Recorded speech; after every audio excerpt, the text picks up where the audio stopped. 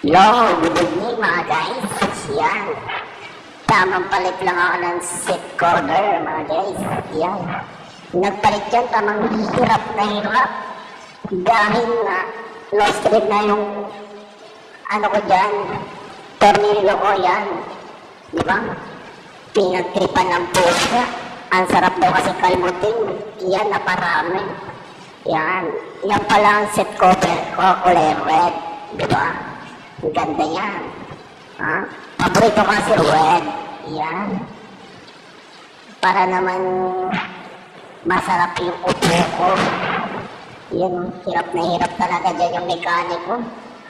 Kinalawang na, gumawa ng paraan, pinersa na yan. Ayan, di ba? Kawawa naman si Pabayero ko. Kailangan alagaan ko yung motor ko. Parang ikaw. Inaalagaan ko. Charot. Yan. Di ba yun? Salamat naman at natanggal na. Pinersa na nga yun, no? Di ba? Okay lang persa yan. Sanay na tayo sa persahan, eh. Yan yung kinalawang na. Sakay lang kasi ng sakay, eh. Hindi marunong mag-alaga. Ayan, no? Pinalitan na rin pala yan.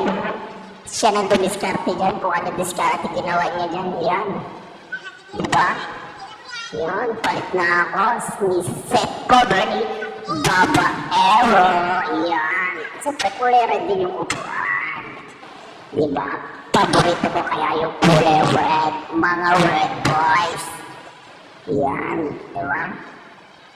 Galingan mo, kuya, ha? Para yung pag-upo ko, pantay na pantay at yung aangkas sa akin, talagang mapapababa sa likod ko at mapapadikit. Hahay!